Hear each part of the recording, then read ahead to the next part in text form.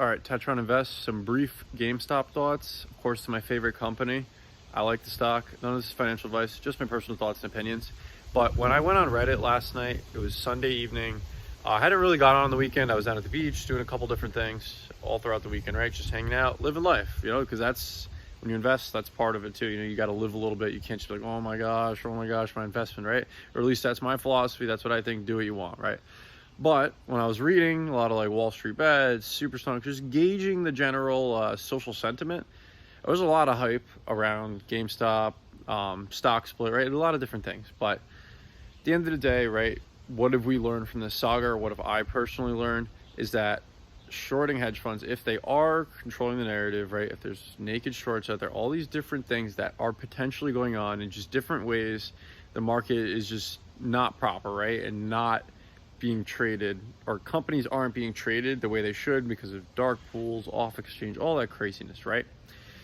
What I'm saying is, at the end of the day, expect anything, right? And if they're controlling it, if you were in the shoes of an individual or a individual firm that had very strong control, right, of payment for order flow, and everybody's been getting excited, or will get excited, especially with all this hype over the weekend, and FOMO in, right? If the price starts rising rapidly, right? Excitement.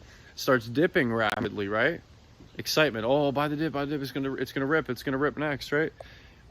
Right, that's what's been going on for a while. The more the price would go down, they'd be like, these GameStop holders, they just keep buying more. Why do we stop them? So what's the solution at this point? I think today they're like going to a hype day.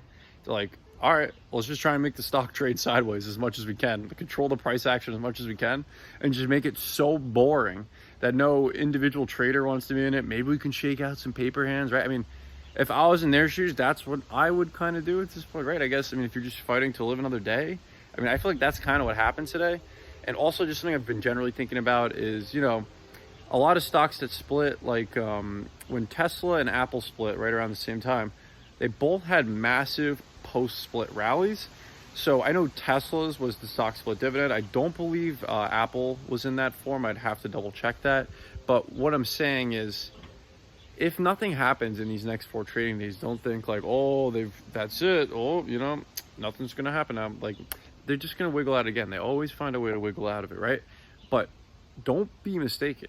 This stock split dividend is putting a lot of pressure on short sellers. It put a lot of pressure on Tesla short sellers, right, at the time. And look at Tesla's short interest at the time of that split in comparison to GameStop's short interest, right, at the time of this split. And that doesn't even include all the craziness going on in the ETFs, all the options that are being written, right, without actual actual shares being used as locates, right? And the potential naked shorting where there's no shares as locates. This is a huge, huge problem, right? Richard Newton has been covering this really well. You should definitely check out his channel. He goes really in depth, really crunches the numbers, and I think he's doing some great stuff. Shout out to you, Richard, if you're watching this.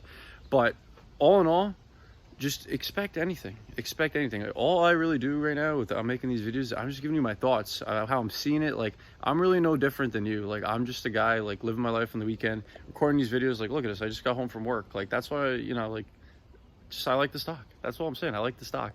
And nothing will bamboozle me anymore in regards to GameStop, because I know this company is truly worth more. And I really am starting to think this ends one way or another with the stock going off exchange, right? And GameStop's G-America own exchange. I really think that's kind of where it's going.